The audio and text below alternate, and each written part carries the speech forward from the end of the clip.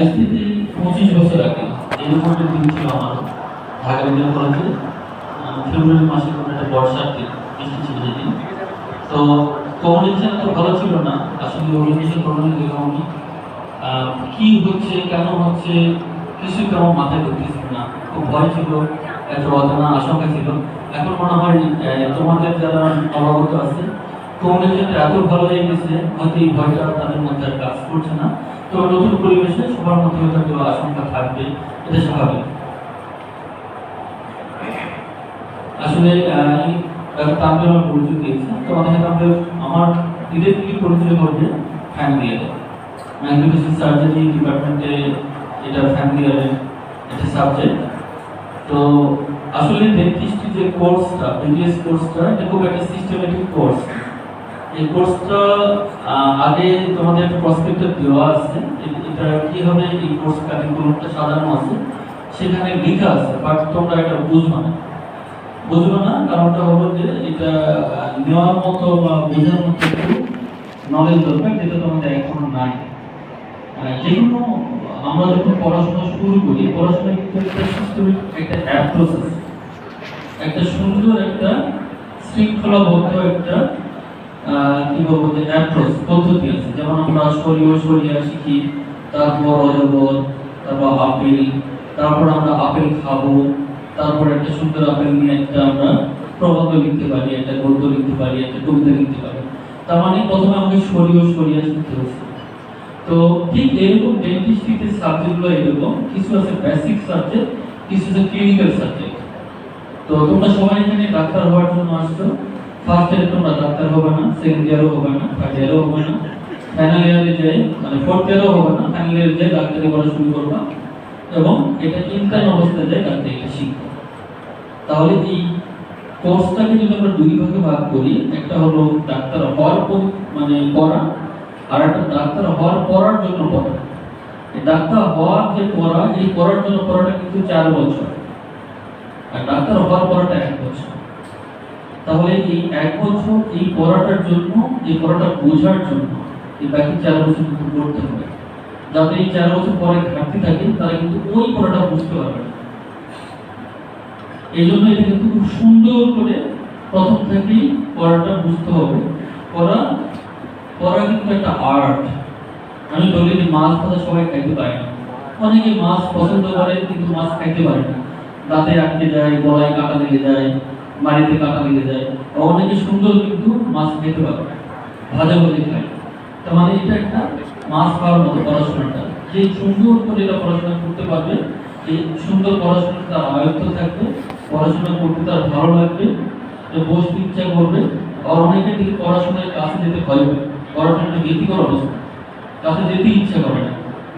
তার মানে এটা একটা অ্যাপ্রোচটা যারা বোঝে না, মেডিকেল সায়েন্সের সবটা কোনো অ্যাপ্রোচ নেই। পড়াশোনার সহজ উপায় হলো, এখানে প্রিন্সিপাল স্যার বলে দিয়েছেন যে খুব মেধাবী হওয়ার দরকার নেই। আমরা মনে করি মেডিকেল সায়েন্স মানে অনেক মেধাবী হতে হবে। মেধাবী না হলেও মেডিকেল সায়েন্সে খুব ভালো করা যায়।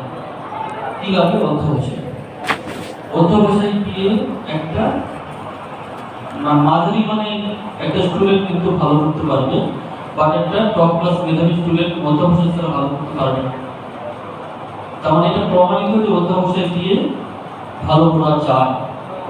প্রিন্সিপাল স্যার নিজে তার এক্সাম্পল বলছেন, প্রিন্সিপাল স্যার কিন্তু তার ব্যাচে ফার্স্ট হয়েছিল এবং রাজশাহী বিশ্ববিদ্যালয় তৎকালে কিন্তু ফার্স্ট হয়েছিল ওনার ব্যাচে। কিন্তু উনি নিজে বলে দিয়েছেন উনি কিন্তু খুব টপ মেধাবী ছিলেন। অধ্যবসায় পড়াশোনা নিয়ে, পড়াশোনা করতে বলবে, অনেকে তুমি কিস করবে, বলবে আপেল বলবে, কোনো অসুবিধা নেই, তুমি ওটার জন্যই আসছো। এটা কোনো টিচ করবে, এটা গায়ে রাখবে, তোমার মনে হবে যে আরেকটা জিনিস, যারা খুব গ্রাম থেকে আসে, এখানে হয়তো ডিফারেন্সটা কমিউনিকেশন অনেক সহজ হয়ে গেছে, কমিউনিকেশন খুব ডিফারেন্স নাই, একদম প্রত্যন্ত গ্রাম থেকে রংপুর শহরের ডিফারেন্স খুব বেশি না। কিন্তু আমাদের সময় ছিল যেটা প্রত্যন্ত গ্রাম থেকে ঢাকা শহরের ডিফারেন্স অনেক বেশি ছিল। আমরা অনেকে দেখছি যে অনেক গ্রাম থেকে আসা ছেলেমেয়ে খুব অল্প দিন তারা কিন্তু ডিরেল হয়ে গেছে। খুব মেধাবী ছেলে, খুব মেধাবী, তুফর মেধাবী, আমার রুমমেট ছিলেন, তারা ডিরেল হয়ে গেছে। তো এখানে এটা বলছিলাম যে পড়াশোনাটা করতে হবে ডেইলি বেসিস, প্রতিদিনের পড়াটা প্রতিদিন শেষ করতেই হবে। যেটা রয়ে যাবে ওই পড়াটা কিন্তু এক সময় চাপ তৈরি করবে। আর এটা বললাম যে একটা পড়া না বুঝে আরেকটা পড়াতে যাওয়াটা গেলে যেটা হবে, পড়াশোনাটা অস্বস্তিকর মনে হবে, কষ্টকর মনে হবে, তখন একটা চাপ মনে হবে, পড়াশোনার প্রতি একটা ভীতি জানাবে। এই জন্য প্রতিদিনের পড়া প্রতিদিনটা শেষ করা। কারণ এটা স্যার বলেছে কোনো প্রাইভেট নাই, কোনো টিউটর নাই, এই যে যেটা স্যার ক্লাসে পড়বে ওটা পড়তে হবে যে, এবং স্যার কি বলছে এটা নোট লিখে দিতে হবে। প্রতিটা পড়া বুঝে, বুঝবো না পড়া পড়বো না বুঝে আগাবো না। তাহলে বুঝবো কার কাছে, পরবর্তী ক্লাস স্যারকে জিজ্ঞেস করবো না সিনিয়রকে জিজ্ঞেস করবো। ওটা বুঝে এখন তো অনেক বই আছে ইন্টারনেটে, এখন কিন্তু ইমেজ সার্চে ইমেজ দেখা যায়, ভিডিও দেখা যায়, অনেকভাবে এখন কিন্তু নলেজ গ্যাদার করার সুযোগ আছে। না বুঝে ওরা আগানো যাবে না, তাহলে বড় চাপ তৈরি হবে। আর একটা হলো চোথা গাইড বই, এটা প্রথম থেকে অ্যাভয়েড করতে হবে। এটা পড়ার পরিধি জ্ঞানের পরিধিকে সংকীর্ণ করে দেয়। কারণ পড়াশোনার কিন্তু ব্যাকগ্রাউন্ড আছে, ব্যাকগ্রাউন্ড ছাড়া পড়াশোনা একটা জিনিস তৈরি কিন্তু একদিনে হয় নাই, তার পিছনে অনেক ইতিহাস আছে। এই ইতিহাসটা জানলে ওটা মনে থাকে। আমি একটা সিম্পল একটা বলি, নেপাল সম্বন্ধে গল্পটা বলি, নেপালে একজন জনসংখ্যা এত, এই পপুলেশন এত, এটা বলি না। নেপাল যে হিস্ট্রি দিয়ে আমি যেটা সুন্দর করে বুঝাই বলি, মনে থাকে অনেক দিন। ঠিক পড়াশোনা এরকম ব্যাকগ্রাউন্ডটা জানতে হবে। এই জন্য একটু সময় লাগলেও সুন্দর করে এটা আগায় নিতে হবে।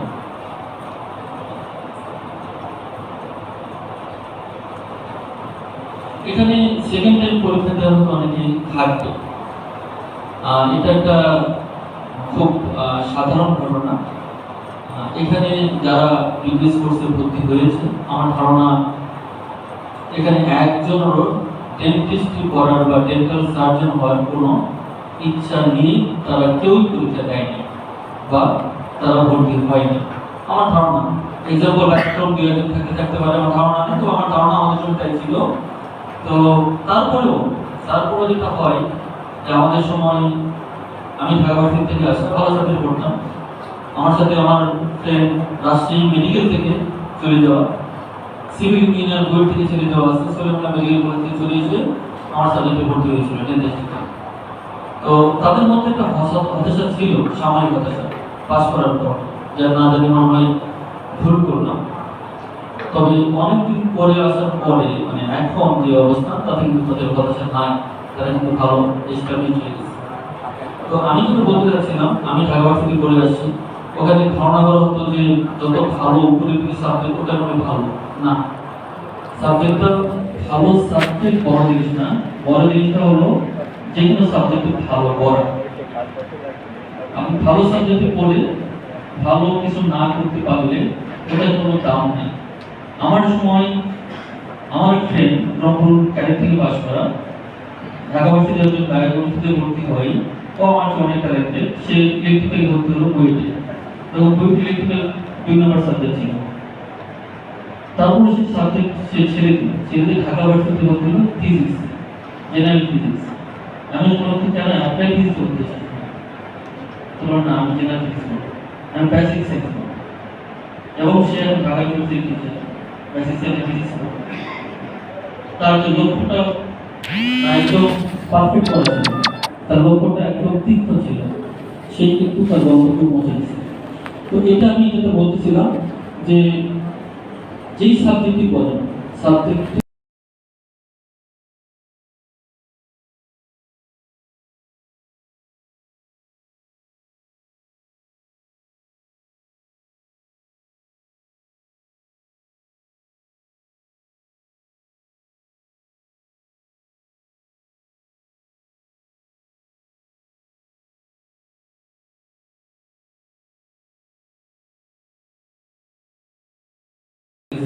এরকম দুজন আছে, দেশের বাইরে 4-5 জন, আরো বেশি গেছে, 6-7 জনের মতো দেশের বাইরে আছে।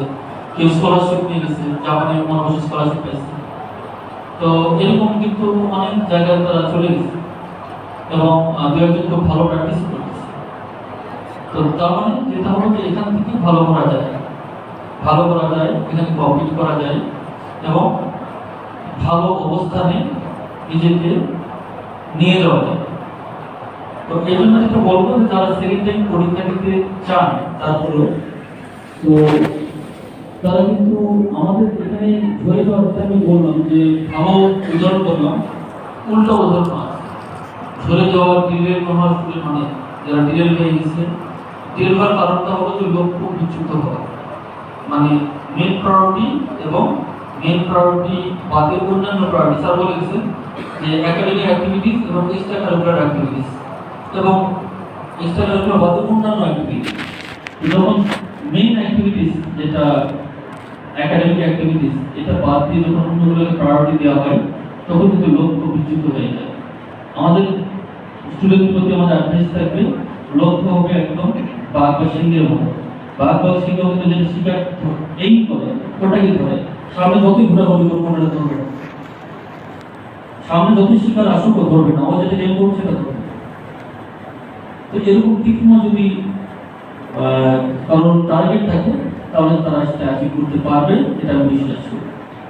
তো যারা সেকেন্ড টাইম পরীক্ষা দিবে যদি পাস করে যায়, অন্য জায়গায় চলে যায়, তাদের তো আমার দোয়া থাকবে, আমাদের শুভকামনা থাকবে। কিন্তু যদি না যায় এটা কিন্তু একটা প্রবলেম। আগে ব্যাচগুলো যেগুলো এরাই খারাপ করছে বা স্টুডেন্টরা আমার প্রায় এখানে নিয়ে খুব খারাপ অবস্থার মধ্যে পড়ি, স্টুডেন্টদের পড়তেও ভালো লাগে না, তারা অন্য ব্যাচে চলে যায়, তারা আলটিমেটলি তারা মানে কি বলবো যে খুব খারাপ অবস্থার মধ্যে দিয়ে তারা পাস করে এবং আলটিমেটলি একসময় তারা খুব একটা ভালো কিছু করতে পারে না। এটা কিন্তু এই সিলেক্ট টাইম পরীক্ষাতে আছে অধিকাংশ। তো আমরা এবার যেটা করছি গতবার, যারা সেকেন্ড টাইম পরীক্ষা দিয়েছে তাদের আমরা আর কন্টিনিউ করতে দিইনি। আমরা তাদের বলে দিচ্ছি যে তোমরা নেক্সট ব্যাচ থেকে রেগুলার ক্লাস করবে, কারণ ওই ঘটনা যেন না ঘটে, তাহলে ওরা যেন অ্যাডাপ্ট করে নিয়ে একসাথে আবার তাল মিলে যেতে পারে যদি এক কিছু পিছিয়ে যায়। তো এটা আমার কাছে আপনাদের কাছে আমাদের অনুরোধ থাকবে, যদি আপনাদের কোনো বাচ্চারা পরীক্ষা দিয়ে পাস না করে তাদের পরবর্তী রেগুলার ব্যাচের সাথে কাজ করতে দিবেন বা আমাদের প্রেশারাইজ করবেন না, অনুরোধ করবেন না। তাদের ভালোর জন্য আমরা যেটা মনে করি সেটা আপনারা মেনে নেবেন। আর যেটা বললাম যে আমাদের এখানে কিন্তু ডেন্টিস্ট্রি ডে বাই ডে কিন্তু এগিয়ে যাচ্ছে। আপনারা জানেন যে সারা ওয়ার্ল্ডে ডেন্টিস্ট্রি টপ প্রফেশনের মধ্যে একটা, মানে সারা ওয়ার্ল্ডে যদি লোকনীয় প্রফেশন যদি বলেন ইউরোপ বা আমেরিকা বা অ্যাডভান্স ওয়ার্ল্ডে, তাহলে কিন্তু তারা টপ প্রফেশনের কথা বলতে ডেন্টিস্ট্রি তারা অন্যতম। বাংলাদেশ থেকে ডেন্টিস্ট্রি কিন্তু এগিয়ে যাচ্ছে। আগামী ডেন্টিস্ট্রি বলতে যা বোঝালাম সেটা কিন্তু আর নাই। নতুন স্কোপ তৈরি হচ্ছে, আর নতুন স্কোপ মানে নিজেকে যদি ডেভেলপ করা সম্ভব হয় তাহলে নিজেরাই কিন্তু নতুন একটা করে সুযোগ তৈরি করতে পারবে এবং নিজের সম্মান বয়ে রাখতে পারবে। তো এটাই আমি শুভকামনা সবাইকে জানাচ্ছি যে সবাই ভালোভাবে পড়াশোনা করবে এবং নিজেদের সমৃদ্ধির সাথে সাথে নিজেদের সম্মান বয়ে রাখবে। ধন্যবাদ। ধন্যবাদ। আজকে বাইরে দাঁড়িয়েছিলাম অনুষ্ঠান পরিচালনার জন্য বিভিন্ন কাজ দেখি আমার এক ছাত্র আমাদের দূর থেকে তাকায় হাসতেছে, আমি খুশি। কি ব্যাপার, আমাদের দেখে হাসতেছে, কি সমস্যা? কাছে গিয়ে বলা কি ব্যাপার, হাসতেছে না? আমার খুব ভালো লাগতেছে। কেন ভালো লাগতেছে? বলে স্যার আপনি এত রাগী টিচার, আজকে আপনি কোনো হেসে হেসে আমাদের সাথে কথা বলবেন। তখন আমার মনে হলো যে না, আসলে এটারও দরকার আছে বছরে একটা দিন। ছাত্র শিক্ষকের একটা সম্মানজনক দূরত্ব 12 ব্যাচকে আলাদা করে বলে দিচ্ছি। আমার কিন্তু ভয়েস চেঞ্জ হয়ে গেছে, এই সম্মানজনক দূরত্ব শেষ দিন পর্যন্ত বজায় থাকবে। আরেকটা কথা, তখন সময় অল্প ছিল, আমাদের যেন বলতে পারি memory need to B created. Memory কোনোদিন অটো ক্রিয়েটেড হয়, মেমোরি তৈরি। যেমন আমার এই ভাই চলে গেছে, আমি ফোন করে ডেকে আনছি, কেন? ভাইয়ের সাথে একটা ছবি তুলবো। কেন ছবি তুলবো? এই যে আমাদের ভালো ফটোগ্রাফার আছে বুয়া, ওকে রেগুলার পাবো না, আমাদের এই ব্যানারটা একটু লাগবে, কেন? প্রসপেক্টাস একটা ছবি দেওয়া। তো মেমোরি ক্রিয়েট। তোমাদের কি আমাদের সাথে ছবি তুলতে ইচ্ছা করতে চাই? তাহলে আমরা ব্যাচ ভিত্তিক একটা করে ছবি তুলবো। আমি প্রথমে অনুরোধ জানাচ্ছি আমাদের যারা সহকর্মী রয়েছেন সবাইকে একটু সামনে আসার জন্য। তোমরা 3টা চেয়ার একটু বাড়াও, সবাই একটু সামনে আসো, মেয়েরা আসো, সবাই আসো, সবাই আসো।